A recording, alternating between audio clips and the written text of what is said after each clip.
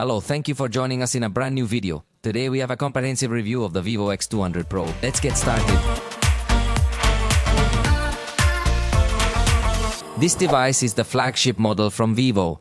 However, it still shows respect to the Ultra model, which appears to have exclusive distribution in China, but that remains to be confirmed, and we'll explore that a bit later. For now, in Mexico and many other countries, this is the top-tier device available from this manufacturer. It will stand out significantly for its photography capabilities, but in this video we are going to thoroughly analyze absolutely everything related to it. To begin with, the launch price in Mexico is somewhat high, at 29,200 Mexican pesos. This is approximately $1,495. Although it's important to remember that prices here are not the same as over there. However, within this price range, it competes with the top tier, coming very close to the Galaxy S25 Ultra, the iPhone 16 Pro Max, and other devices like the Honor Magic 7 Pro, among others. Personally, in photography, I'd say it competes with the Oppo Find X8 Pro, which is less expensive in Mexico. So for me, that's the competition in photography. But of course, we'll learn more details. For now, I'll tell you that in Mexico, it has exclusive distribution through Vivo Shop MX, which is the manufacturer's own store. They offer the usual warranty Vivo provides, including theft insurance and some other small perks. I need to look at the page as I find there are interesting additions to consider at this price. It's a bit high, but what do you say we explore it together, point by point? Let's begin with the design. On the front, there's a four-curved cover. Both the top and bottom have a slightly curved finish. This gives a unique touch when scrolling on the screen, even though it comes with a small mica attached, which slightly spoils the smooth scrolling feel. However, it offers benefits in terms of resistance, so it will be your decision on how you want to use it. Here at the front, we don't have Gorilla Glass, but instead, a glass known as Armor Glass. We expect it to be highly resistant, though I haven't dared to test a drop with this device. On the sides, you'll find aluminum, which feels like it's of very high quality and provides good rigidity to the device, even though it's made of aluminum. In aluminum, these frames provide an aesthetic that feels more akin to stainless steel, due to what appears to be a brushed finish. It looks really nice and quite premium. On the right side, we find the volume buttons and the on-off button, along with some plastic bands that aid in the connectivity of the antennas. At the top, there is only a secondary audio output and once more plastic bands. The same situation occurs on the left, where most additional connectors are located, is located at the bottom, where, for instance, we can find a tray designed to hold two SIM cards. This feature is highly appreciated if you use one chip for work-related purposes and another for personal matters. Additionally, there is a microphone, the USB-C port, and finally, the multi-perforated grill for the main speaker. This device has a thickness of 8.5 millimeters, which in the high-end category is more or less what one might expect. It also has a weight of 228 grams, which is quite similar to the weight we typically encounter in such devices. The rear of the device will feature a higher-end camera system. This typically includes significantly more advanced camera systems, which explains why mid-range devices can often be lighter. The back of the device will also be constructed from glass, but in this instance, it has a matte finish that is very visually appealing. Additionally, it is entirely smooth, providing a pleasant tactile sensation. This back cover is also designed with curves, ensuring it fits comfortably in the hand. Furthermore, you will notice the traditional mega module design that is characteristic of these devices. Of cameras that include several manufacturers from China. In this case, however, there's a textured ring with a slight elevation, which adds an interesting element to the device's aesthetics. Obviously, it will protrude noticeably from the device's body, so you need to keep that in mind. From my perspective, this module comfortably rests on the index finger, which means the little finger isn't solely responsible for supporting the device. This design consideration is quite beneficial, as it enhances the overall handling and balance of the device, making it more comfortable to hold and use for extended periods. So, this mega camera module design doesn't personally make me uncomfortable, but I completely understand that some people might find it a bit too cumbersome or something similar. However, it's really up to you. Most devices that place a strong emphasis on the cameras, due to the arrangement of the various lenses, opt for a design featuring this mega circular module in the camera. By the way, in this instance, it comes with two levels of relief, so I want to emphasize that it really stands out. The display is a significant component of the device's body. Fortunately, it features IP68 certification, although in the mid-range, many devices are already beginning to feature IP69 certification. Therefore, this is something that will soon be expected in this price range as well. It will come in grey, titanium, and white colors.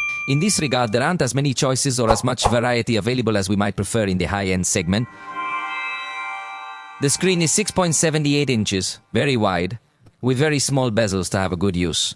We are talking about a screen with a resolution of 1260 x 2800 pixels, so it is a higher resolution than Full HD, which gives you an excellent level of detail. Specifically reaches 452 pixels per inch. So both your multimedia content as small text and everything you see through the screen will look super sharp. It comes equipped with AMOLED technology, which means it will provide us with extremely vibrant and intense colors. Consider that in this case it offers a variety of color calibrations to the system. However, the screen, in an overall or global sense, has been calibrated by Size Master Color. You know that Vivo collaborates with Size. So they have specifically worked together to finally calibrate the colors of this screen. But as I mentioned, you can manually select an interpretation that you prefer, and it also offers adjustment options. Color temperature manual. What I love most is the adaptive color function, which adjusts the color temperature automatically based on ambient light. In warm light, the screen warms up, and in cool light, it cools down, offering a more comfortable feel. The display also reaches a high maximum brightness of 4500 nits, although when you're watching HDR content, you will find support for HDR10+, which means that applications like YouTube, Instagram, Netflix, and others will be capable of displaying content in this enhanced way. This will provide more brightness in specific areas of the image or video, creating a sensation of greater realism.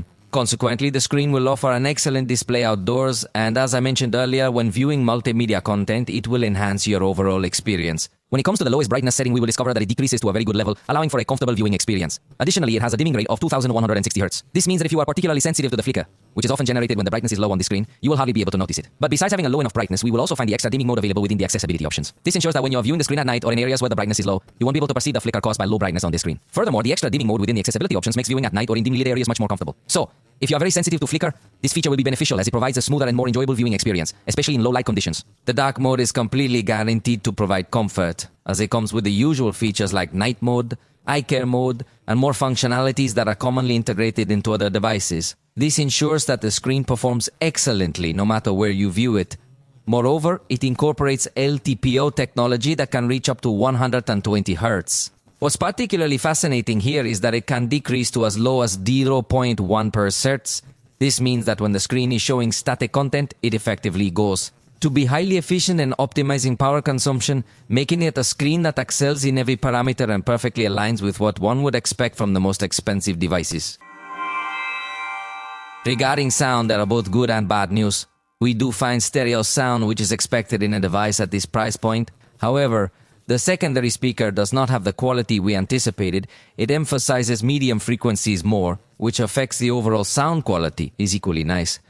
The main speaker sounds really good, however, the secondary speaker causes the mid-frequencies to be slightly elevated more than needed, making the sound less pleasant than anticipated. Additionally, there is no equalizer available, so you won't have the opportunity to adjust the sound to make it more enjoyable for your preference. This is certainly an area where Vivo should consider improvements, possibly by integrating software options such as an equalizer or Dolby Atmos. Other notable software features include Super Audio Resolution, enhancing the clarity of all audio on the phone. It also offers customization to run a test and optimize headphone audio for better hearing.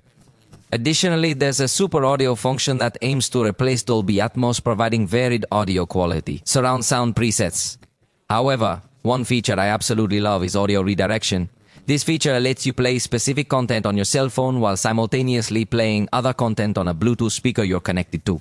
So during a party, you can have music playing while you listen to WhatsApp audio or watch a video or something along those lines. Unfortunately, you can't control the volume of each application separately, which is a feature we might wish for in such a device. So pricey. We always ask for the priciest things.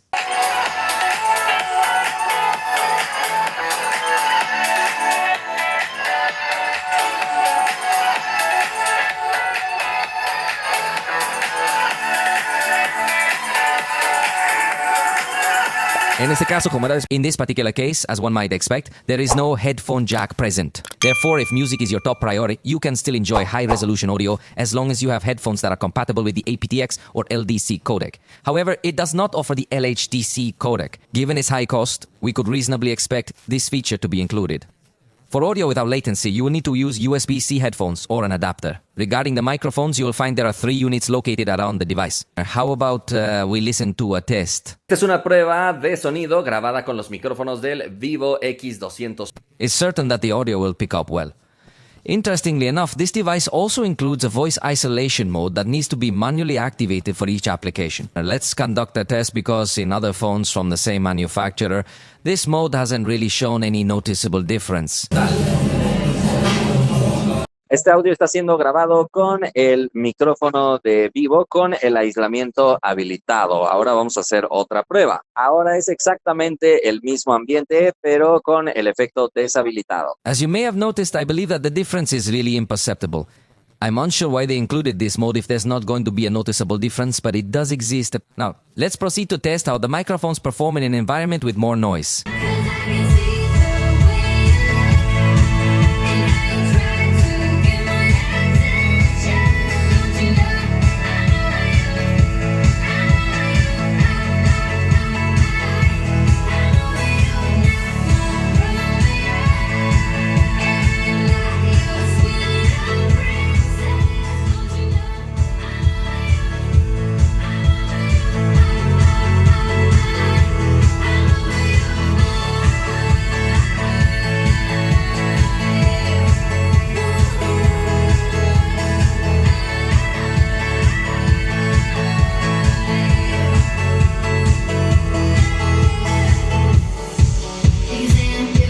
Note that the gain adjusts perfectly in noisy environments, preventing saturated sounds or loss of definition, making it ideal for concerts. Finally, the block has an X-axis vibration motor as expected, providing premium hand feedback, matching expectations for a device at this price. The front camera boasts a resolution of 32 megapixels, featuring an f2.2 aperture and fixed focus. It is situated in a circular cutout at the center top of the screen. From the start, noticing the fixed focus is somewhat disappointing. Typically, when manufacturers opt for high-resolution sensors, like in this instance with 32 megapixels, it sounds appealing. However, the pixels are quite small, which can result in reduced light intake at night due to this particular setup. Does not do pixel merging. Ideally, it would be ideal to merge these pixels to have better light gathering, but the manufacturer seems that the front camera doesn't perform that well. In this case, if you have the device locked, you can double press the volume down button to open the camera with speed, although it opens in the urban mode that we will show in a moment, but in urban mode does not allow to rotate the front camera, so if you want to take a selfie forcibly, you will need to open the camera using the traditional icon. If you're already using your cell phone and suddenly decide you want to open the camera, there isn't any gesture like 2 taps or turning the phone or anything similar to quickly access it. Therefore, on a device where the camera is a focus, having a special shortcut like a dedicated button or a specific gesture would be beneficial. This is important because taking a bit of extra time to open the camera could mean missing an important moment. Take note that here in the front camera we will experience excellent agility and speed while taking pictures. Although it doesn't offer any burst mode, it isn't necessary because the capture speed is incredibly fast. However, if you enable motion photography, you will notice a slower capture process. This is because it first records a short video which you can later view when reviewing your photos. Notice that the live photo button appears, allowing you to watch this short video, and you can even adjust the cover photo if needed to make it appear different. In the bottom right corner, we will also discover another button where various color filters are available, each with its own intensity selector. However, it's interesting to note that if you're looking for beauty options, you need to access the portrait mode. In this context, aside from the blur effects, you'll encounter the beauty effect itself, which includes numerous parameters. For instance, you have a quick, natural, or classic beauty setting available. However, if you prefer, you can adjust each parameter individually, altering many aspects such as the shape of the face, the shape of the eyes, the size of the forehead, the size of the chin, and numerous other features if you're aiming for a more artificial look. In fact, I should mention that the integrated photo editor also includes these beauty settings, allowing you to further modify your face if desired. Clearly, I'm exaggerating here, but I want you to see everything it can do. It definitely offers a lot, like acne removal. It can make your eyes look bigger, add brightness, or adjust the distance between your eyes. It can even hide dark circles. This device provides numerous parameters in beauty mode, like changing nose size and much more. Furthermore, you have numerous options available to modify as you wish. Additionally, you'll come across another button that loads various styles, not just colors, but also includes image overlays to give your selfies a unique touch. This is an extra feature that typically isn't found in other cell phones. In the settings menu, you'll also find an option to activate additional shutters, like tapping any area of the screen. You can even say cheese to enable it using voice command, or show your palm for a more comfortable picture. Notice the countdown is on and that's it. By the way, in settings you can choose the action for double pressing the volume down button I mentioned earlier to run the camera instead of city mode. The results look good at first glance, but if we get more demanding, as we should with the device, for someone who really wants to stand out significantly in photography, we'll observe that even though we can achieve a decent level of detail, the colors tend to appear somewhat pale, not completely 100% accurate. With a fixed focus, it's crucial to maintain an optimal distance to capture this level of detail, which I must emphasize is indeed a positive aspect. However, take note, if you're holding your arm outstretched to its fullest extent, the level of detail will diminish. You begin to notice the results becoming slightly blurred, and in a high-end device, this is just not acceptable. The front camera certainly needs to improve, and even if you're just a bit closer than you ideally should be, you'll notice that the result appears slightly out of focus and lacks sufficient detail, and therefore you must be at a completely optimal distance to achieve the best possible detail. Additionally, even though it provides you with 2x digital zoom, it's not possible to capture good details of your face or anything similar, because it has a fixed focus, and that will be the main criticism against this device. In scenarios where there is very intense backlighting, the preview appears not to be optimized. However, the final result does manage to show a pretty good balance between the highlights and shadows, although once again the colors appear a bit paler than what I would prefer. So, if I were to be picky, for a device that aims to excel in photography, the front camera has quite a bit left to be desired. Actually, you'll notice that at night it also lacks a significant amount of detail. It attempts to enhance sharpness slightly, but the result is odd if you want to see facial details clearly.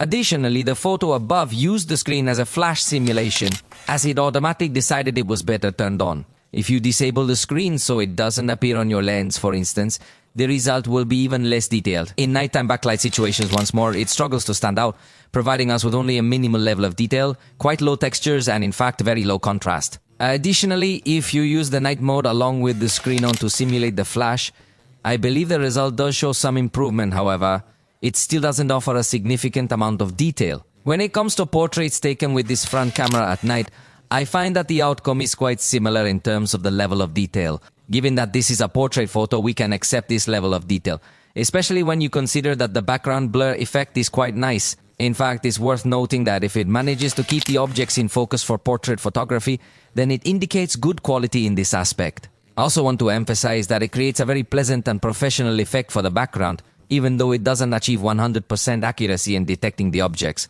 However, in this regard, it does fulfill what one expects. Would expect from a premium device.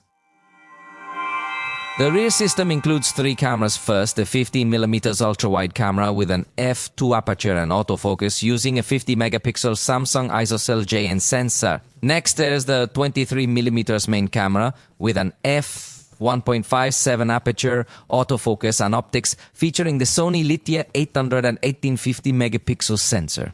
Finally, the 85mm camera has an f2.67 aperture, autofocus with telemacro capabilities, optical stabilization, and in this case integrating Samsung's 200-megapixel HP sensor. As you can see, it is a 3-camera system, in all 3 cases high resolution, so they also offer cropping within the sensor to get 28, 35, 46, 50 or 170 mini perspectives throughout that range, while maintaining optical quality. It's a device that really puts a very high priority on photography, and believe me, the quality you'll see in a moment, it's spectacular. The manufacturer has developed a premium teak coating on the glass covering the screens to minimize reflections and glare when capturing images, though some will still occur. This coating significantly reduces them. Additionally, it includes a special image processor called V+, separate from the main chipset, utilizing this extra chip. To work the entire picture, notice that we have the ability to access the different focal lengths using this small slider. If we double-click, for instance, on 1x, we will be able to access these other additional crops provided inside the sensor. The same thing occurs with the 85mm button and even with the 10x button. You can also click on it to access quick shortcuts for zoom presets. Then, we find a really straightforward and simple interface to use. Additionally, we'll find 3 color representations: vivid, textured, and natural. Soon we'll see results to highlight their differences. This camera also captures motion pictures and has a button for super macro mode using the telephoto camera with telemacro capabilities. We'll see the spectacular results shortly. In the bottom right corner, there's another button that lets us load these color filters, complete with its own intensity selector. However, in this situation, there's no beauty mode unless you switch to portrait mode. Here, you'll find the same options I showed you previously with the front camera. Obviously, these options are also available in the photo editor, as we have already seen within the portrait options. Additionally, it's important to note that there are a variety of presets that work with size, allowing you to select from a range of predetermined settings. However, it's worth mentioning that this option offers a vast array of effects. You can achieve these by using its intensity selector, especially when capturing portrait shots. This makes it somewhat of a portrait specialist. Furthermore, be aware that there's also an option to enable a higher resolution mode specifically for the face. Notice that the performance of taking pictures with the rear camera is quick, although it's not as rapid as what we observed with the front camera. Nevertheless, it performs well with both lenses. If you hold down the shutter button, you can capture a burst of up to 20 pictures. Unfortunately, it doesn't allow for unlimited burst, which I think would be more attractive and appealing from my perspective. And note that by touching the screen, we can control the focus and exposure compensation, but if we want more parameters, remember that we can enter the Pro mode, where we can also take pictures in RAW or Super RAW, and both in the automatic resolution and in the high resolution of the sensor. In fact, right here, these three color representations are included. And note that here will appear another special button for exposure compensation, another button for ISO which can be raised up to 12,800 with the main camera. Then there's another button for shutter speed which can reach up to 32 seconds, along with white balance, focus, and metering type. So, essentially, it's everything you require, still including brightness, saturation, contrast, and sharpness control, allowing you to capture the exact photograph you desire. I would appreciate the ability to save presets for manual controls, as we've already observed on other devices, and I believe that would be a significant enhancement, but take note that in the camera settings, there are numerous parameters that are not typically visible in other cell phones. Among the visible options, we can enable a grid to help with easier framing, along with a small level indicator. Additionally, there is an indicator for stabilization to ensure the picture is centered and steady. Moreover, we find another section here that lets us enable special settings for brightness, saturation, contrast, and more contrast adjustments. And the sharpness to have them readily available from the automatic mode. Obviously, the watermark can also be customized in various styles, and we can edit them. Additionally, we will discover an intelligent focus option that utilizes artificial intelligence to consistently keep objects in focus. In this particular situation, for instance, we will double tap to lock onto this object and observe how, regardless of whether it is near or far, the focus will consistently remain fixed on it. In this menu, we have the option to enable manual focus, which means there are various manual controls accessible directly from the main interface. This might seem a bit unusual, but if we explore the complete settings list, we'll discover additional features that are not commonly seen. For instance, in the Pro mode, it is possible to include compensation metering, histogram, and waveform while recording videos. You can also monitor the audio level. Furthermore, you have the ability to modify the length and speed of the camera, providing more control over the camera's performance and behavior. The main camera's default focal length is set, so if you prefer 35mm in photos, there's no need to zoom. You can just choose that as your default focal length. Additionally, there's an interesting feature, which is the enhanced night sky option. This feature performs better when used in landscape mode. Interestingly, the landscape mode now incorporates night mode. They've made a somewhat unusual change, but as the name implies, the landscape mode will indeed function more effectively for capturing landscapes in this scenario. Additionally enabled here are the options to capture with a long shutter, along with some other specific photography presets designed for certain scenarios. Notice that if there is a moon present in landscape mode, you will be able to make the moon appear somewhat better, although it's obviously a bit of an artificial photography effect. However, there is the option to turn it on or off, which I appreciate. It also includes an option to avoid reflections in the pictures. As I mentioned, it comes with a...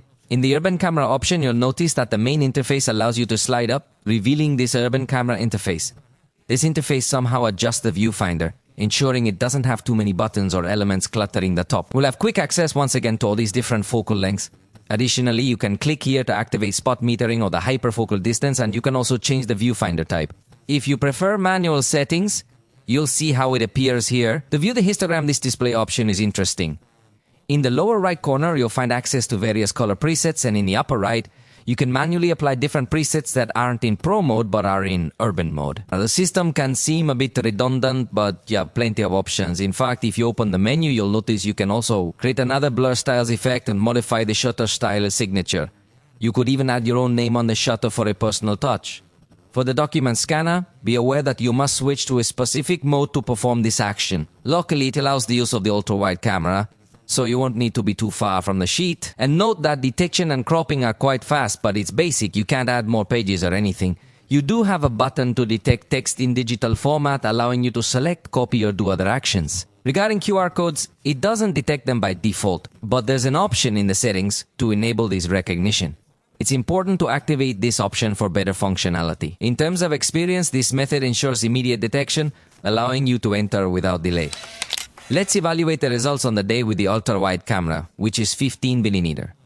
It's not as wide compared to some other devices. In fact, this is the one that has disappointed me the most. It seems to generate some distortion and even a bit of chromatic aberration. Although it appears white, you can distinguish a slight difference. Therefore, this camera doesn't seem to match the quality level of the others. Notice how the main camera significantly improves with better color accuracy and supreme detail. It's a high quality photo even at the edges with no distortions. I really like the camera. Remember, you can crop within the sensor. Here, we see the photo at 46mm or 2x digital zoom, but it maintains optical quality, so it still looks excellent. Let's talk about detail.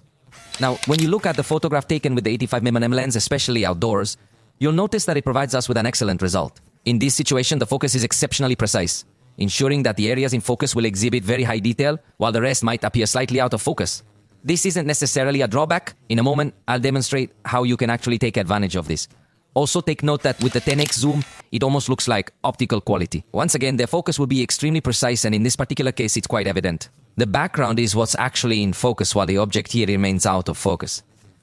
However, I really want you to pay close attention to the specific details visible in the photograph. It's important to consider that we're discussing 10x digital zoom here. Yet in this particular instance, the outcome appears almost identical to optical zoom. Now let's take another brief tour through the various cameras on this device.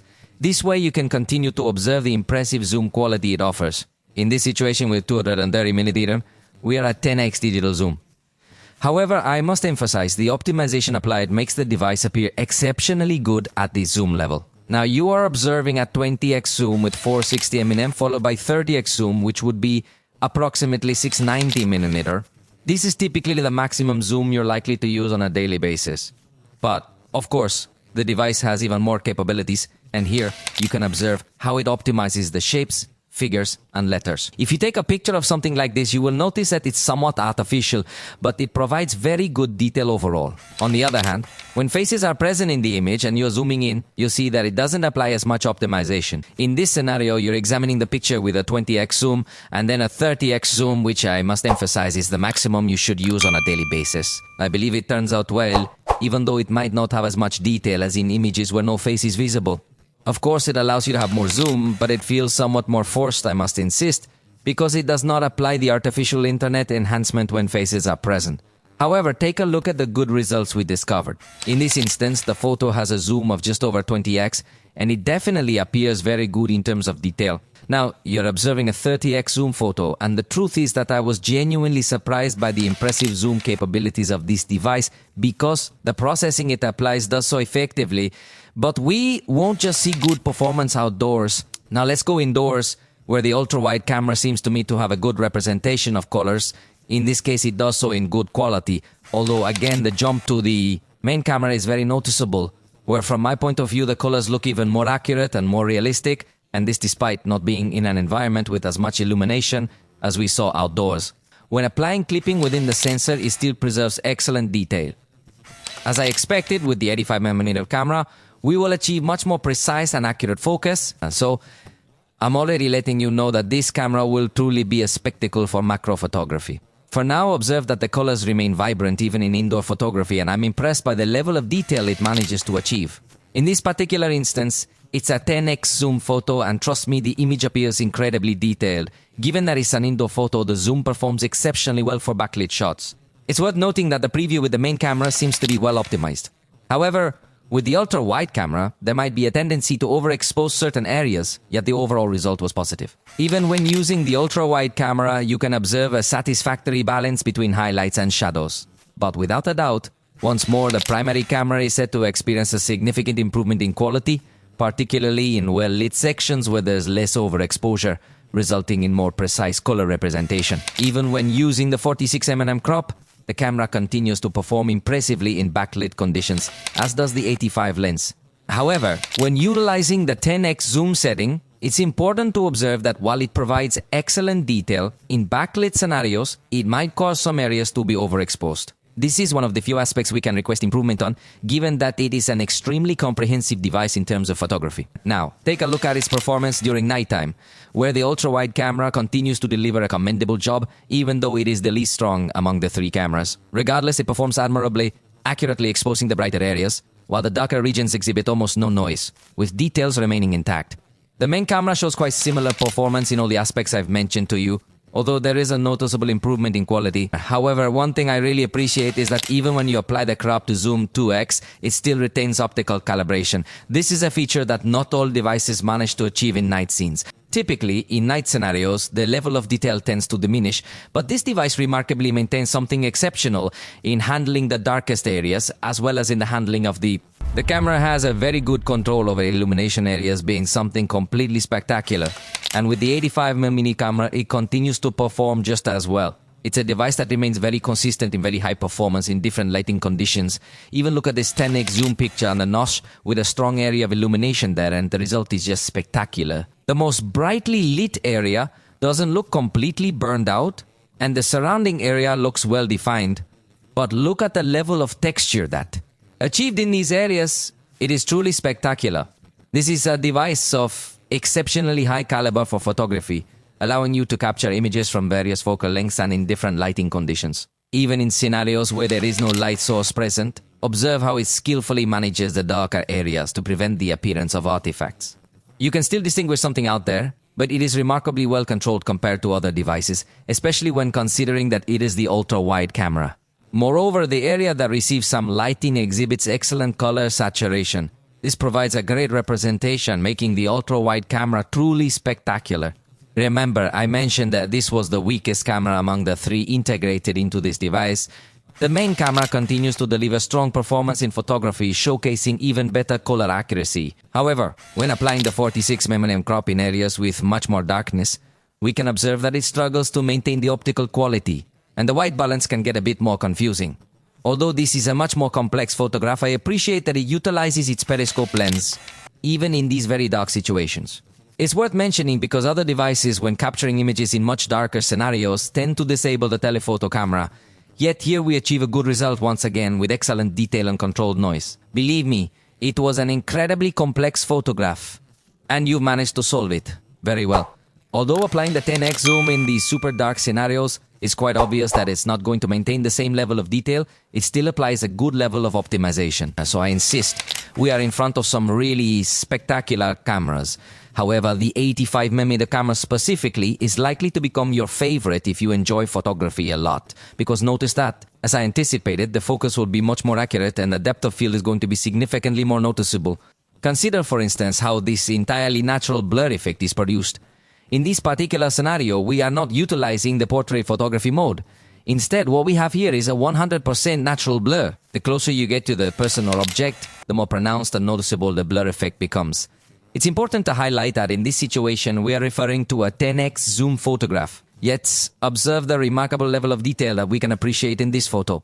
It's definitely an outstanding camera for anyone who enjoys mobile photography. This 85mm camera has become my absolute favorite due to these impressive results. You don't need to enter any special mode or edit the photos or anything like that. With just one shot, they turn out great. And when you combine it with the 10x zoom, the quality and level of detail in these photographs are simply exceptional and supreme. I must emphasize, please consider that we are discussing digital zoom here, and yet it still appears with exceptional quality. However, as I mentioned earlier, particularly for macro photography, this 85mm lens can be quite appealing. I have found that any photo you capture, even of small or moving objects, comes out with excellent detail. Nearly all the photos I've taken with this camera look fantastic without needing additional settings. Plus, it creates a completely natural blur that you'll notice on objects. This is quite a complex picture that will appear absolutely spectacular even without needing to use portrait mode. For instance, take a look at other pictures we captured using the macro mode with 10x zoom applied. With a bit more patience, I believe you could achieve even more detailed and spectacular results. However, there's no doubt that the intensity of the blur created in the background definitely makes these macro shots appear incredibly professional. Take a moment to appreciate the incredible level of detail we can achieve on this device. Every picture I took honestly looks just like it was captured with a professional camera. When you use this 85mm lens, notice the amazing blur effect it creates in the background. The macro photography offers such a remarkable level of detail, even without applying the 10x zoom, you still get an impressive result. Believe me, the quality is outstanding. Regarding macro photography, this is as close as you can get to small objects. Trust me, a tiny leaf about 4 cm can look detailed. By using digital zoom, you can still capture more texture information. As I mentioned, the device performs well at various focal lengths and light conditions. For macro photography, it is truly spectacular. But if instead of being very close, you want to be very far away, here's photography with the ultra-wide camera. And now photography with the panorama mode. It seems to me that this panorama mode is positive in terms of its resolution, because if it maintains a good level of detail, you also don't notice too much blending between one photograph and the other, and it maintains a good dynamic range. The only drawback is that it does not allow to use the ultra-wide camera for these panoramic pictures, so despite the vivid setting is the most traditional seen in smartphones, prioritizing light and color saturation, the device offers 3 color profiles, and you're viewing the vivid one. It also has a texture setting to enhance shadows, adding depth and contrast, making your photo more appealing. Lastly, there's the natural size setting, which reduces color saturation so that the photograph appears more similar to what we observe in real life. So, based on your photographic preferences, you can choose a profile that aligns more closely with what you like. In these photographs, I believe you can clearly see the distinctions between each of these profiles. It's exactly the same lighting condition, yet notice how each profile handles it in distinct ways. The vivid setting tends to be the more traditional option you typically encounter on smartphones, emphasizing the lighting and enhancing the saturation of the light, the colors. However, the texture setting, as you can observe, doesn't prioritize having an image with a great deal of light. Instead, it emphasizes the shadows much more, and overall the result appears quite appealing. Meanwhile, the natural setting, as its name implies, seems to represent reality very effectively. This is particularly true because under these lighting conditions, we did perceive this color as pale, and similarly with the colors above. Then, depending on your personal taste and preferences, you have the ability to choose the option that suits you best.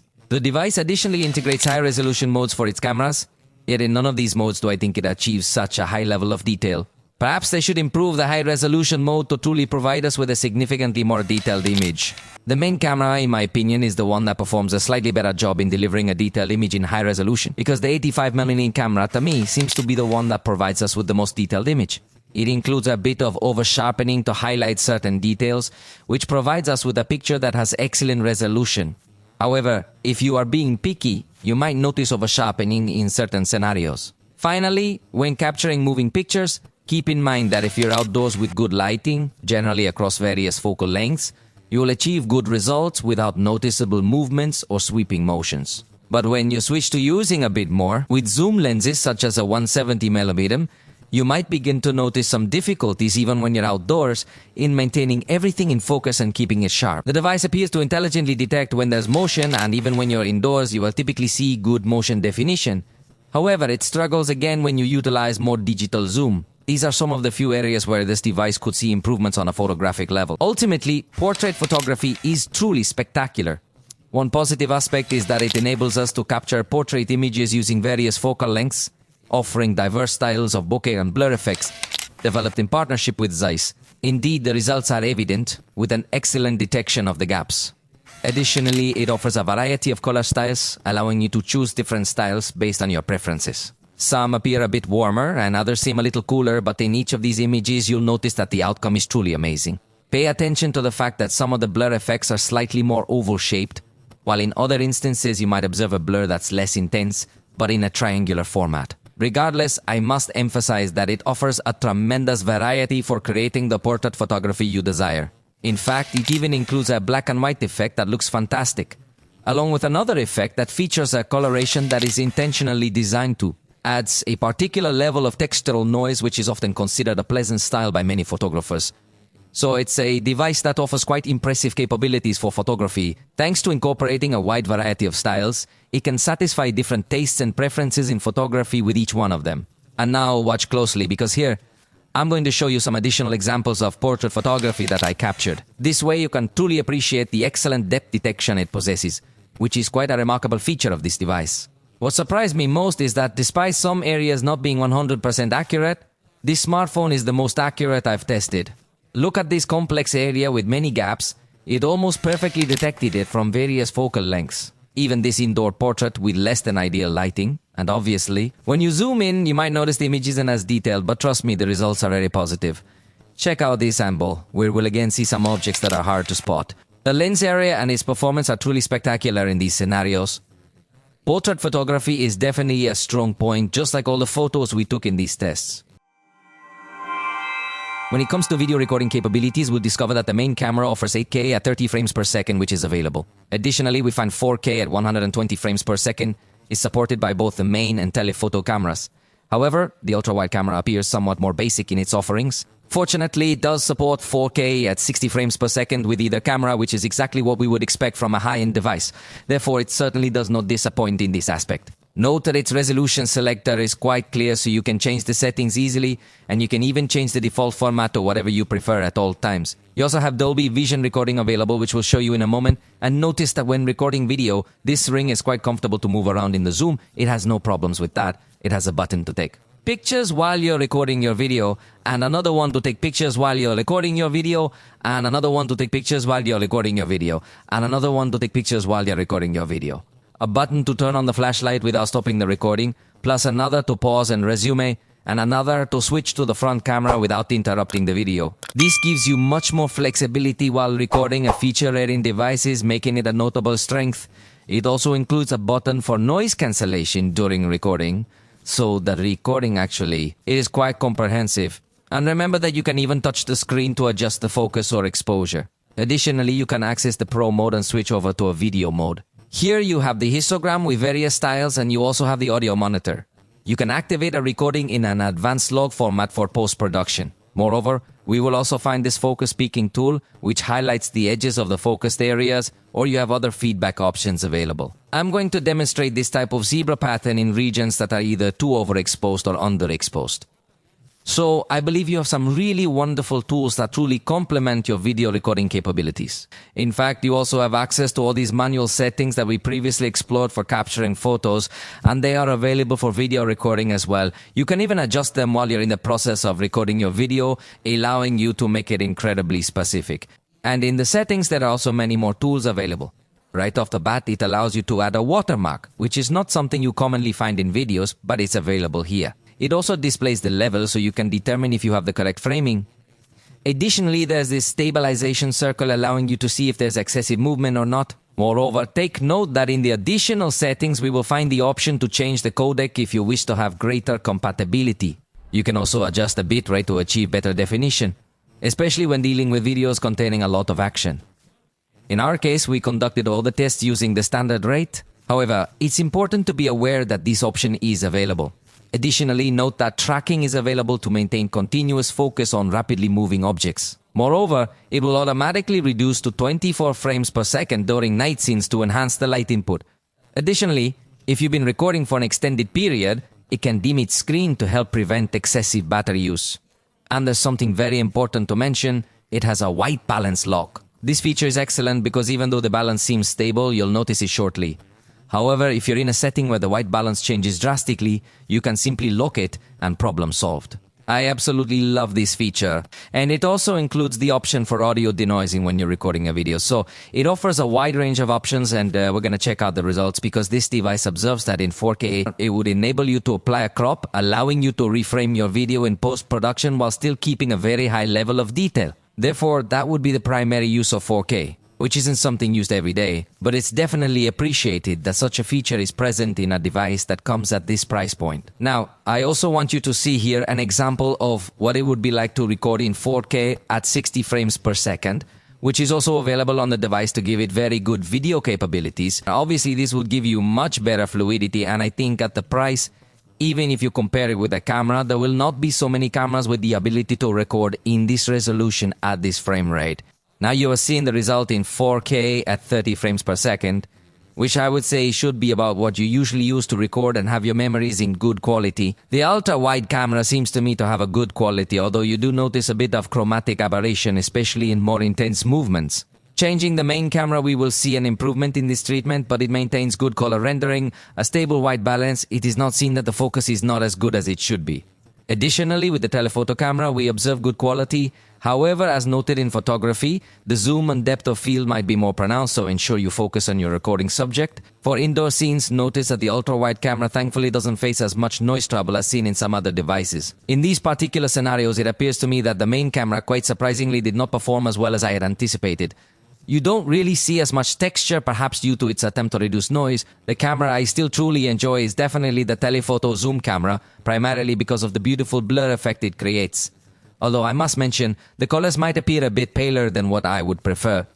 Overall, I believe it performs well, even though it's quite evident that in photography it stands out significantly more, and in video we might notice areas say that it only performs well at night. Note that the ultra-wide camera controls noise well and also illuminates well, especially compared to some other devices. The most illuminated area does not expose well, but it controls the noise of the darker areas perfectly well. The same will happen with the main camera, where in fact we see a slightly low saturation at times, but I insist controls very well the noise of the darkest areas, and that makes the video. The camera has good contrast and looks good quality. The most illuminated areas are not exposed as well as in photography, but to make video recorded with a cell phone, I think the result is good. Just take care of the reflections that in this large circular module could spoil some results in both video and photography. And with respect to the behavior of the zoom lens, note that it does a good job in the most illuminated areas, and even if you go to areas where you can see a lot of light. Once more, it manages noise exceptionally well, and I really appreciate that this manufacturer chooses to use this lens even in areas that have minimal direct lighting. It's interesting to observe that when we zoom back in, it transitions to digital zoom. Then, if it adapts to this camera, it results in improved image quality. It's worth noting that most manufacturers avoid using their telephoto cameras in such dimly lit settings, but this Vivo X Pro certainly provides an excellent summary. The night recording excels with a good zoom range, even in night scenes. However, in backlight, it oddly prioritizes bright areas, ignoring faces. In photos, it performed well. In a low-end device, this is fine, but in a high-end one, we expect more. A good balance between the light and shadow areas. In this instance, neither the ultra-wide camera nor the main camera can achieve this effect. It requires the face to be very close to properly expose these types of scenarios. Notably, switching to the periscope camera will illuminate the face better, although it may slightly alter the color of the background area. However, we definitely observe a peculiar behavior here, which we hope will be corrected with some. This cell phone supports video recording in Dolby Vision. To see the original file, a special monitor is needed, so converting to SDR is fine. But even with Dolby Vision, the result is similar. On a compatible monitor, the shadow area is too dark, which was disappointing for backlit recording, except for the periscope camera. The zoom feature notes that the behavior tends to improve slightly when the person's face is positioned nearer to the camera. In this manner, it will achieve a more balanced exposure. However, if you are positioned somewhat farther away, it will prioritize the most illuminated area fully. The zoom feature observes that it behaves smoothly, without a transition that is too abrupt between the cameras. Although the jump in quality is quite noticeable when switching from the main camera to the telephoto camera, in this particular case it will support a maximum zoom of up to 20x while recording video. I believe this will provide you with excellent detail quality, especially if you maintain good stabilization. The zoom has personally left me quite satisfied. When it comes to stabilization, we will discover something positive with the ultra-wide camera. It will be as stable as possible thanks to the width of this camera. Even if you are running, it still looks pretty good. Moreover, even when switching to the main camera, we will notice a commendable level of stability. The stabilization is effective even in basic movements like walking and running. Honestly, in this regard, it performs excellently. The recording quality is perceived at a very high level, and even when using the periscope camera, you can walk and still see a sufficiently stable image. Additionally, the device offers an ultra stabilization mode. Interestingly, it doesn't utilize the ultra-wide camera for this feature, which I find quite peculiar. Usually, all devices featuring the super stable mode rely on the ultra-wide camera. However, in this case, the main camera is used. Indeed, we will encounter a highly stable outcome, even when running, which is truly spectacular. Although the video slightly decreases in resolution, it still remains at a form of K, so it doesn't drop to full HD. Therefore, it continues to maintain a very good quality. While recording, you can switch to the periscope camera with super stable mode on. However, if you stop and start recording again, you can use the periscope camera. This allows for more stability during fast movements, though the focus might get confused at times. Speaking of focus, the ultra-wide camera performs well, allowing you to focus on close objects without much impact issues. The main camera has a focus that isn't quite as close. It will also be somewhat slower due to the walking it needs to do. However, overall, you receive a decent picture quality. It doesn't appear to be overly confused, it just doesn't react as quickly as I would prefer. Meanwhile, the periscope camera is also going to provide us with an accurate focus. In this instance, you can even get quite close for a macro-style video, which means it offers a very high level of detail. Although, of course, you might encounter a bit more difficulty when dealing with very abrupt changes due to all the traveling from a very distant scene to a very close one. Regarding slow motion, the excellent news is that the device is capable of recording in 4K at 120 frames per second using the main camera, providing an outstanding level of detail. This results in a very good level of slowness. Keep in mind that if you choose to record from the main mode instead of the slow motion mode, the file will be recorded at 120 frames per second is an option if that's what you're looking for. A positive aspect is that even with the periscope camera, you have the capability to record in 4K at 120 frames per second. Now, this allows you to capture excellent sports scenes or similar activities. Additionally, you have the option for full HD slow motion recording at 120 frames per second. However, this might not be the best choice if 4K is available. Alternatively, you can achieve 240 frames per second in full HD. When it comes to fast motion, you have the option to go from 15x speed, which, in my opinion, is a bit too rapid for capturing people moving or when you're walking. Fortunately, the outcome is stabilized, and if it can be in 4K resolution, it also allows you to utilize any of the 3 rear cameras. If you're interested in shooting landscapes, there is some good news. It can reach up to 960x in speed, so the results will look quite attractive and appealing in this type of scenario as well. This device also features a portrait recording mode, although the translation into English isn't the best. However, the positive aspect is that you can indeed record in 4K for this kind of content. It's worth noting that the detection works quite well. Although at times you might notice an artificial blur, it generally performs well. If the person moves away, the blur decreases, and if they approach, the blur increases, even with some sudden movements. Additionally, the blur feature could be turned off, and the object detection isn't quite as precise as we would prefer it to be. This device would also enable us to utilize the periscope camera for this particular recording mode, providing us with a significantly more professional viewpoint. Even though this mode actually performs quite well, as it maintains objects in focus and despite a lot of movement, it doesn't appear to encounter many challenges. However, on more complex objects like a tree, you'll see that the effect isn't applied correctly. As I mentioned in the photography section, the device's periscope lens naturally creates some blur, enhancing performance. Closer to the camera, the effect intensifies. Further away, the blur lessens, and it easily detects depth, because this is achieved using the optics itself. Therefore, even on uneven surfaces like a log, we will observe excellent performance. That's why recording in this mode is more advisable than using the portrait mode, even though the portrait mode was still quite good. Unfortunately, the front camera does not provide high quality in recording. You can notice that even in outdoor settings, some areas appear slightly overexposed. Of course, this might be considered nitpicking, but for a device like this, when we focus on photography and cameras, I believe it still remains to be seen how this front camera performs, particularly because it doesn't maintain a very high level of stabilization. The framing is quite close, requiring you to stretch your arm significantly. However, in specific situations with backlighting, it can balance lights and shadows effectively. What's interesting is that in scenarios where the backlighting isn't as aggressive, but there are just a few overexposed areas, it doesn't perform as accurately, and in low light conditions, I believe it will perform adequately. It appears to manage noise effectively, although this comes at the expense of a somewhat reduced frames per second rate. This means that very rapid movements might not feel as quick, yet I do think the noise management is notable. Therefore, it's a front-facing camera that, in terms of lighting, performs well. However, the absence of autofocus significantly impacts its performance, particularly when considering the context we're discussing, of a premium device. In the front camera, we will also discover the capability to record video in portrait mode. However, in this instance, the 4K resolution is not an option. Interestingly, it appears to maintain focus on certain objects that are of decent size and not overly complex, so I believe the performance is quite satisfactory. Nevertheless, I would have preferred to witness the outcome in 4K resolution. Finally, it should be noted that the front camera does not have a slow motion mode or a fast camera mode, demonstrating that the front camera does not seem to be very high priority for Vivo in this model. As for the software, we will find ourselves with Android 15 and Fonto layer also in its 15 version. That's a positive thing because it definitely comes updated from the factory. Consider that it has the promise of 4 years of software updates, 5 years of security patches. So for the range, the truth is the price doesn't quite match up to the 7-year warranty offered by Samsung and Google. However, let me take a moment to show you a few options that this system provides. When it comes to customization, there are a variety of choices available. For instance, you can have wallpapers that are animated or even those that include video. Many of these are available for download and honestly, they are quite visually appealing and offer great visual experiences.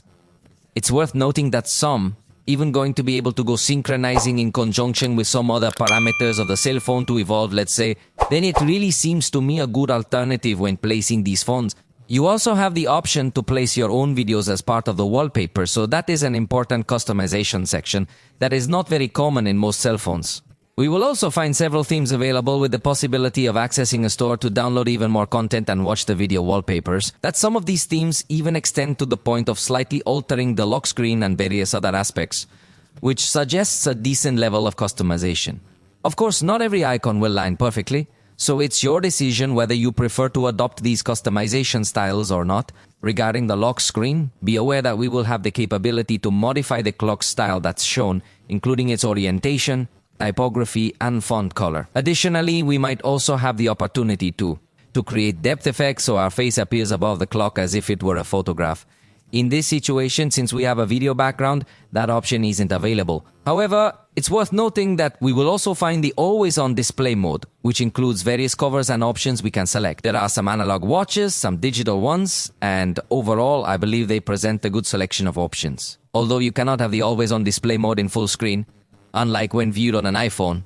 And on Samsung devices by default, it operates with a touch screen to display. This means it won't keep the screen continuously on, but you have the option to set it so that it stays on all day long. Furthermore, if you wish, you can configure it to show notifications for up to 4 different apps. This way you can always have a quick and easy glance at a time and your notifications whenever you need. On the home screen, you have the option to choose if you prefer an app drawer or if you want all apps to be displayed on the main screen. Additionally, you can remove icon labels and adjust various opacity and transparency effects. Moreover, concerning the icons, it allows you to modify the rounded corners effect. As you can see, it includes several themes for you to choose from, enabling you to customize your home screen effortlessly. And while we're discussing the home screen, it's important to note that it will feature recommended applications at the top. This will happen once it has learned your routine, allowing it to suggest apps to you. In a style reminiscent of older Android versions, it is divided into applications and widgets, which I find quite intriguing because I believe we haven't seen something like that since Android 4. Additionally, the home screen displays some fascinating widgets, such as this Nano music player, which has the ability to connect to Spotify. This live operating system is characterized by letting you customize many things in the effects, such as the effects of the interface. If you want to have no blurring, you can also show some effects of ambient light, for example, when playing music. You choose which applications, and here on the sides of the screen may appear a small effect, although it is quite subtle, so it is not so attractive, but it can be the same for calls between the applications. The notification lets you change transitions for app openings or lock screen access. You can disable animations for immediacy, but there's plenty of customization even when charging, connecting USB, or turning off the screen for a smoother transition. As you can see, it truly looks very nice and appealing. By swiping up with 3 fingers, you have the ability to open apps in a split window mode. This allows you to use 2 apps simultaneously, and you can adjust the space allocated to each of them. If you exit, they will still remain linked in the recent apps list. Additionally, in this list, there's another button available that lets you transform the view from a horizontal scroll to a vertical scroll, displaying the apps in a grid mode. However, besides the split screen view, there is also a sidebar that allows us to open apps in a floating window mode.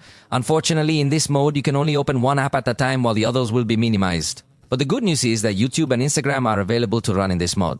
This means you could potentially have a maximum of 3 apps open simultaneously, which is quite convenient. So while there are some limitations, it still offers a great deal of flexibility and functionality. As you can observe, these floating apps have the capability to be minimized in both the corner and on the side, allowing you to restore them in a very convenient manner.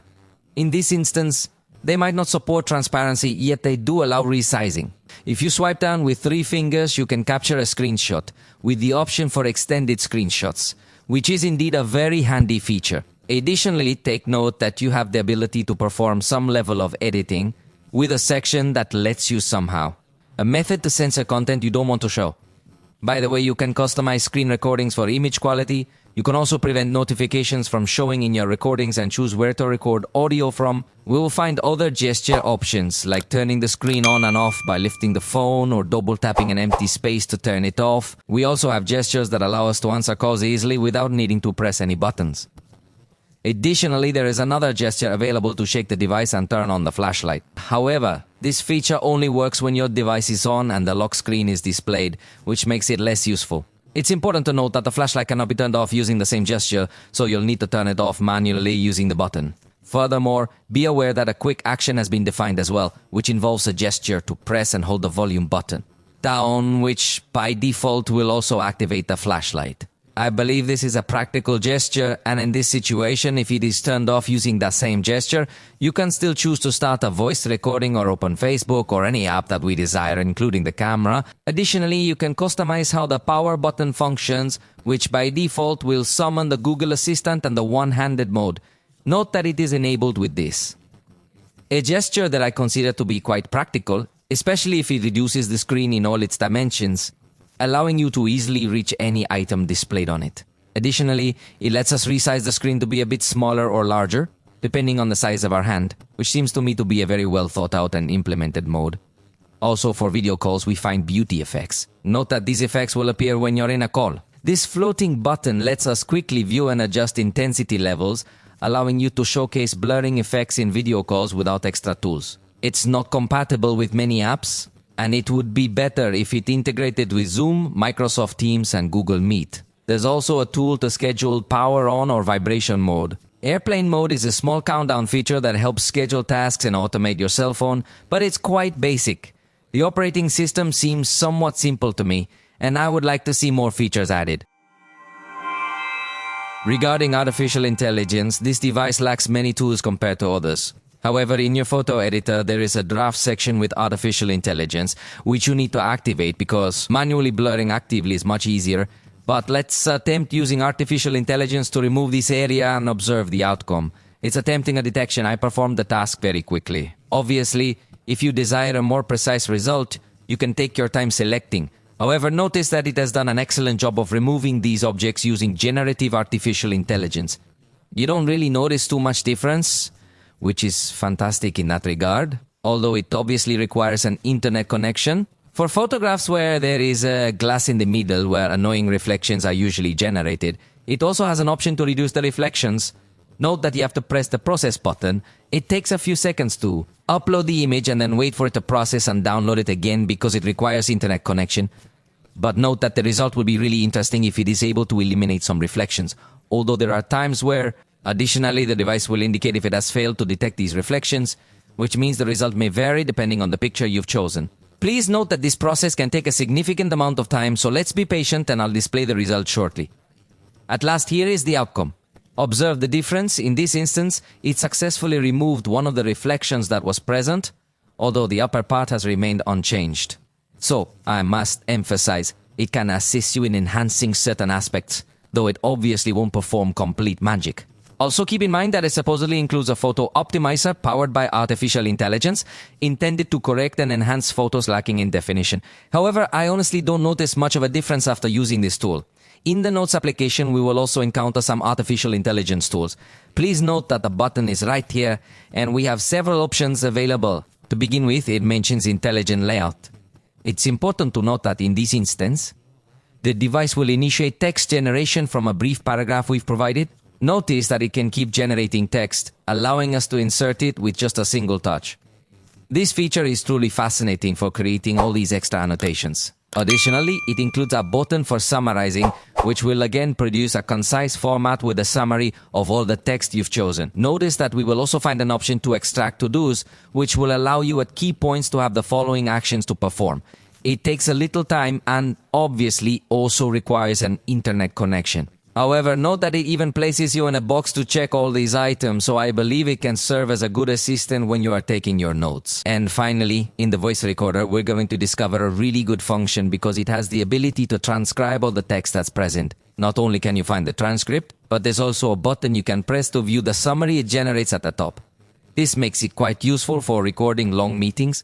Additionally, as you might know, if you happen to see something interesting on your phone, you can press and hold on the bar to activate Google Circle for searching. This feature is not yet available on every Android phone, so it's important to highlight it. It allows you to enclose the object you want to find more information about. Sometimes it offers better accuracy than other methods. In addition to enabling a direct search for an image or box, it also allows you to translate. If you encounter text in a different language, by using this button, the screen will be instantly translated into your own language. Quite simply. And if you're listening to a video with music and you're curious about what song is playing, you can press this button. Even if the music is playing in the background, it can recognize it. This feature is from Google, so it's not exclusive to the manufacturer, but as I mentioned, it's not available on every cell phone. However, what is available on all phones and comes from Google with artificial intelligence is Gemini. It's a text assistant that allows you to chat or start a text message conversation. The conversation mode allows you to chat as if you were talking to a friend. Essentially, you can ask any question you want, and that's it. Regarding security, this device includes an ultrasonic fingerprint reader. It's important to note that the recognition is quite fast. One more advantage is that it doesn't emit any annoying light that might be bothersome at night. Additionally, it can recognize your fingerprint even if your finger is slightly wet. It allows you to add a maximum of 5 records, and also allows you to change the animation at the time of recognition. It brings several options available, and also the animation of the section that recognizes your fingerprint. As you know, it also includes facial recognition, although the manufacturer warns that it is not overly secure because it is only in 2 dimensions. So if your priority is security, it is not advisable to use it too much. All this biometric data is stored in a security chip in the device, giving you a more secure experience against attacks.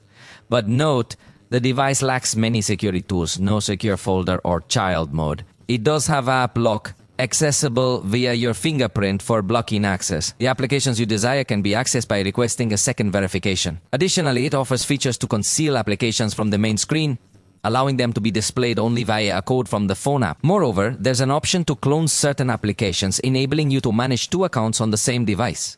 In the manager, you will also discover various other tools such as application isolation. This feature permits you to operate applications in a manner where perhaps you don't depend heavily on a secure and isolated environment to guard against information theft or anything like that. However, consider that it lacks a private VPN option. On the other hand, it does offer a malware scanner in collaboration with Avast, which adds a bit more security alongside Google Play Protect. Additionally, as an interesting tidbit, the device also lets us blur the previews of selected applications. For example, in this instance, I will set Instagram to not display for me. Click on the preview to see how it will appear.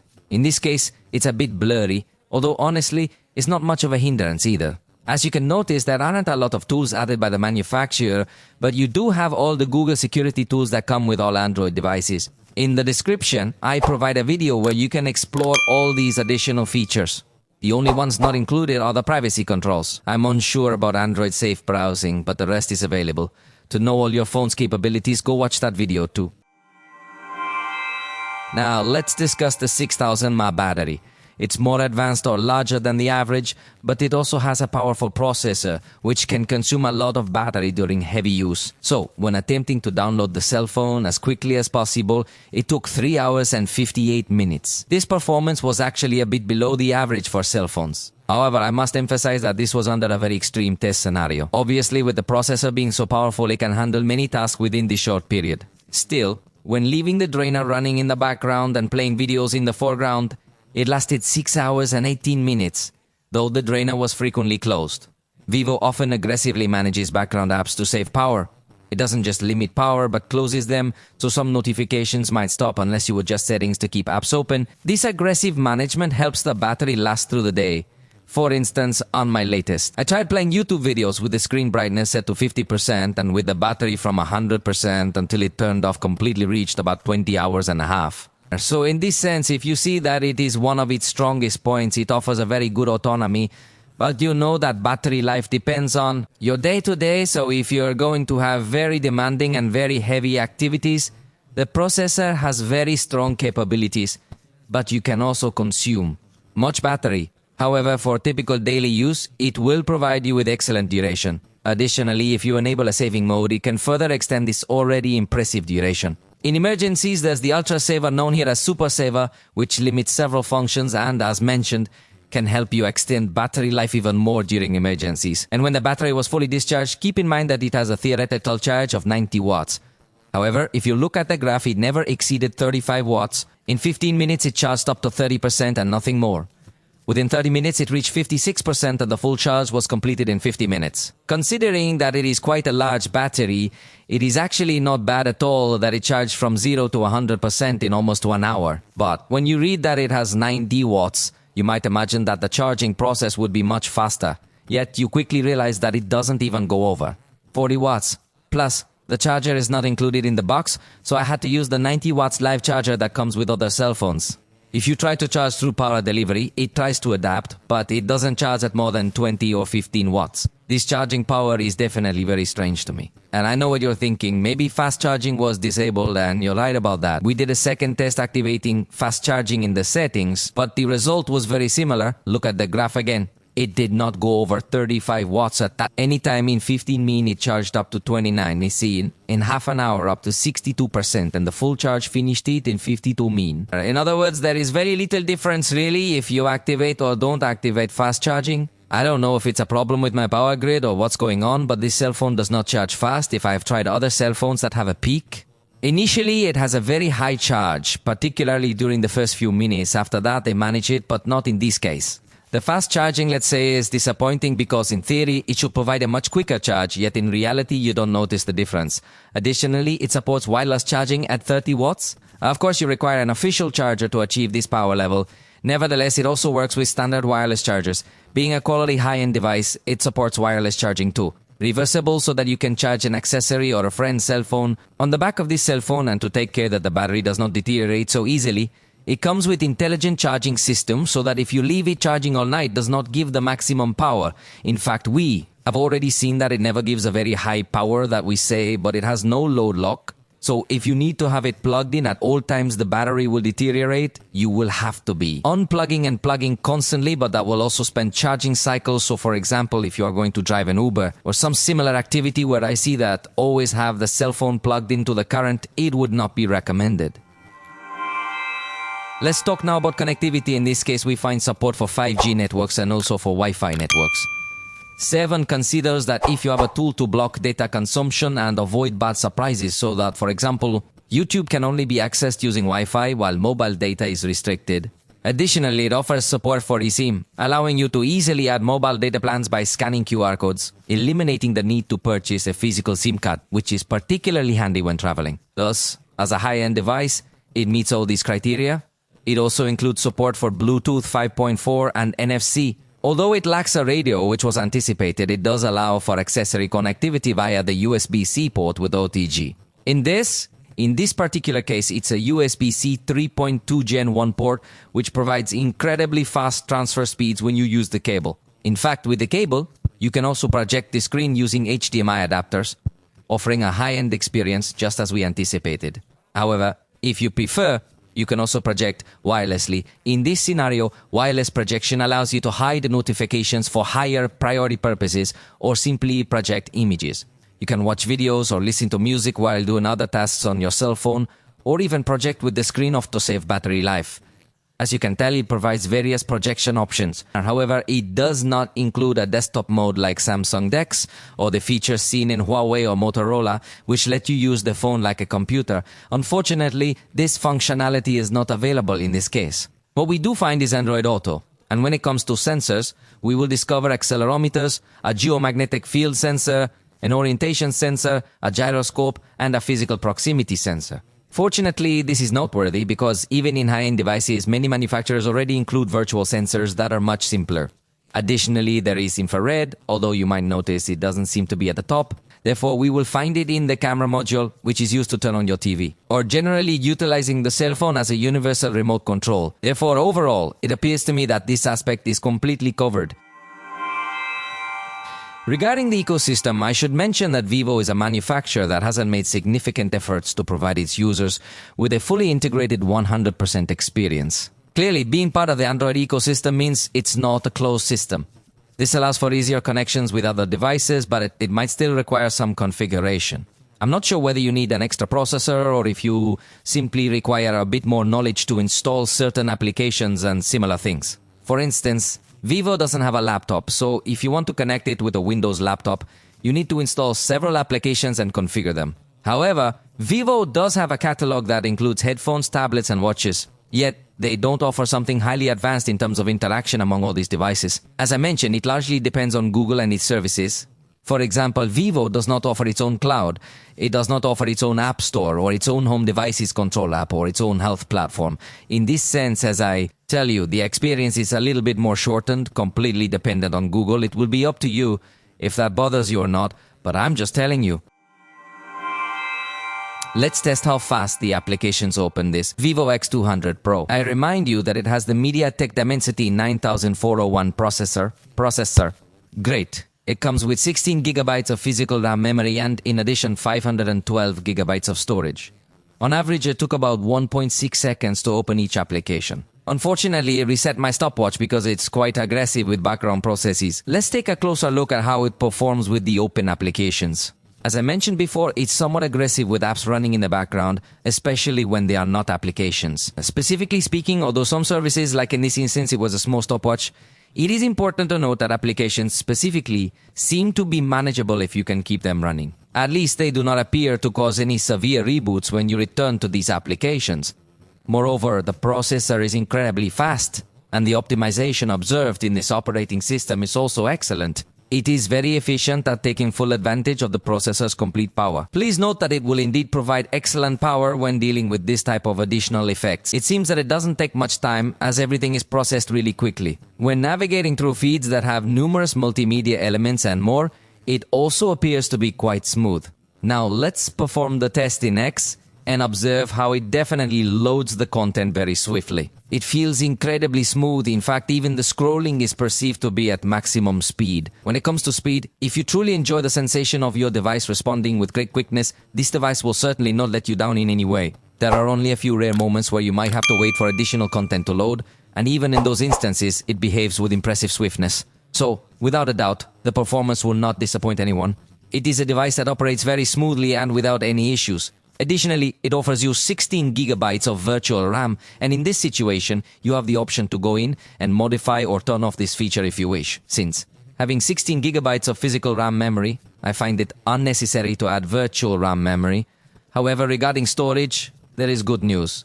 We have 512 gigabytes, which is an excellent capacity. This ensures you won't encounter any issues with your cell phone filling up or anything similar. But even if your cell phone is starting to fill up, it also comes with effective cleaning tools. You can easily see what is consuming more space, and you can clean WhatsApp with just one touch, It is a device with remarkably fast storage capabilities. Additionally, it includes a photo editor that allows you to manage your photos efficiently. This editor can identify and highlight duplicate photos, so those that seem to lack quality.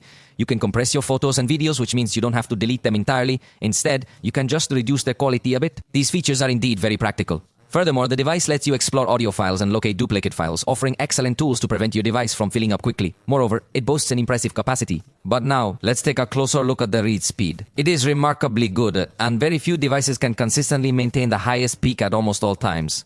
What we are witnessing with this device is truly spectacular, showcasing raw power and impressive read speed. It's important to note that it also achieves levels that only a few devices can reach, surpassing 600 megabytes per second.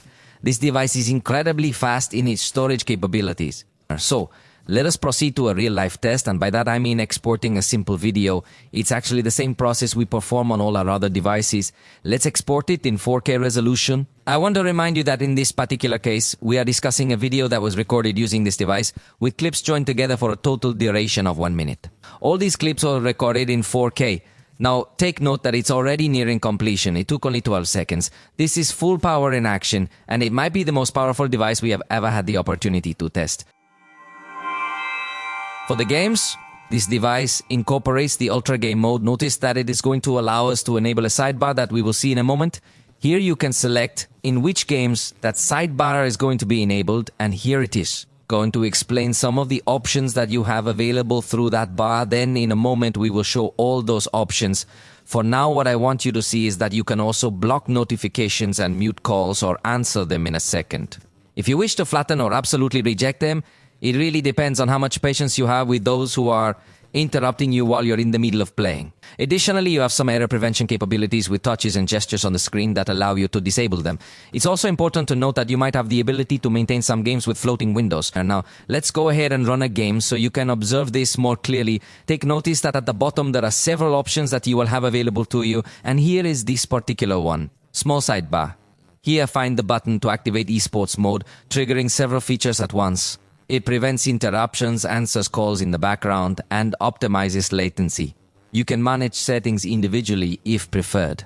First, there's a super resolution mode in games, displaying content in higher resolution. Clearly, it's going to use up a bit more power, and the temperature might increase slightly, but what stands out to me is that it seems compatible with all types of content. There's no specific list of content mentioned here. Next, we'll see the feature for preventing accidental touches, which I mentioned earlier regarding calls and notifications. Additionally, in this scenario, it includes motion control. This allows you to map a specific virtual button to be activated just by using different movements. For instance, you have the ability to tilt the phone to the left or right, or even forward or backward. With these specific gestures, you can easily activate the buttons that are displayed on the screen, providing you with more versatility when playing your games. Additionally, it includes another feature known as Super Touch Control. This feature allows you to adjust the sensitivity of these virtual joysticks, which can be very useful if you wish to enhance the precision of the movements you perform. There is also another option available called Display Enhancement. This feature enables you to apply various color filters, allowing you to entirely transform the appearance and style of the games. Additionally, another intriguing option is the frame interpolation for frames per second in games. This feature allows you to display the content at up to 90 frames per second, even if the game itself is running at only 60 frames per second. This option provides a much smoother and more fluid gaming experience, making it quite interesting. However, it's important to note that this option is currently disabled. Default rate. You have the automatic brightness lock, and some games can be minimized in a floating window. You also have the option to dim the screen in case you are downloading content to save battery, and also the screen capture or recording options. Remember that you can also open applications in a floating mode while you are playing. And in addition to this dashboard of options, you have the performance dashboard, where you can visualize the consumption of CPU, GPU, also the remaining battery, and choose the boost mode that provides the processor with maximum power. It will also adjust the screen refresh rate, make changes to your connectivity settings, and modify the touch sampling of the screen to ensure it responds even more quickly. As you can see, it offers a wide range of options to enhance your gaming experience significantly. But let's proceed to testing. In this scenario, we begin with Call of Duty, which by default offers us the option of very high quality at a very fast rate. Maximum, consider that we can go up to maximum quality, but if we go up to the ultra rate, the graphics quality will drop to the medium level, which is the behavior we generally see in high-end devices, so it does not disappoint. And of course, if you give priority to the graphics quality, you have available all possible effects. Get the idea out of your head that because it is a MediaTek processor, it is not going to have good compatibility with games, because in this case it does show very good graphics. However, it's not just good in terms of graphics compatibility, it's also excellent in terms of the overall experience. It's important to note that in this situation, it maintained perfect stability, averaging at 60 frames per second. It practically never dropped below this rate, and the lowest it got was still synchronized. This means it maintained a tremendous power. Although it should be mentioned that the temperature was somewhat higher than we would have preferred, reaching up to 42.6 degrees Celsius, but this was only in this specific test. Let's consider some additional tests, for instance, prioritizing the refresh rate. If it reached 120 frames per second with excellent stability, it didn't drop too low, and the temperature remained consistent with the previous mode. So in both scenarios, I believe you still have a sufficiently good experience for gaming. It's not extreme heating, though we might say it's somewhat higher heating compared to other devices in the same category. I played Asphalt and of course set it to the highest setting since it's a high-end device. We aimed for 120 frames per second with all settings at maximum. Unfortunately, it didn't exceed 60 frames per second. It seems the device manages performance differently, prioritizing not overheating even if you set the game to 150 frames per second probably. It's a very good processor for everything that has to do with games, because in this case it reached 41 degrees Celsius. Consider that other devices have reached 120 frames per second in this game, although with a fairly high heating. So in a way, let's say the experience is good, but if you like very high frames per second, you're not going to get it on this device. Then we played Genshin Impact. By default, it's on the high quality. But of course, we set it to the highest possible with everything set to. At the top, we have 60 frames per second, and in this situation, we once again observe a brutal and excellent performance, along with very good stability. In this instance, we have an average of 59 frames per second. Therefore, the gaming experience is exceptionally good. Even when recording the screen, we do not notice any drop in device performance at any point. Thus, it is an excellent processor for anything related to gaming. We tested this on other devices and confirmed it here. It's curious that in this game, which usually heats up more, we see a lower temperature than in Call of Duty, which typically heats up less. This interesting fact might suggest that when the device reports more heat, it could limit performance to maintain stability. After that, we played War Thunder, which is a game featuring ray tracing to conduct more intricate tests. By default, it runs with high graphics quality at a high resolution. However, we increased it to the maximum quality at 120 frames per second, utilizing the highest possible anti-aliasing settings. Evidently, the experience remained very stable with no fluctuations. Interestingly, our monitor reverted to displaying 60 frames per second. However, I find it curious because according to the parameters displayed in the screen recording notes, if 120 frames per second appear at certain times, then it seems a bit strange. Yet, honestly, the overall experience remains quite positive while gaming. This is especially due to how well the temperature is controlled, which in this game typically runs quite high, but on this cell phone it only reached 35.8 degrees Celsius, almost like playing Candy Crush. Next, we proceeded to play Cuck Street, which is another one of the more demanding games we put to the test. Naturally, we cranked the settings up to the maximum to evaluate its capabilities without a frame per second cap. Notably, there are other devices that manage to achieve 120 frames per second in this game. Here, once more, we observe a 60 frames per second limit, yet it maintains perfect stability throughout. The lowest frame rate observed was 57 frames per second.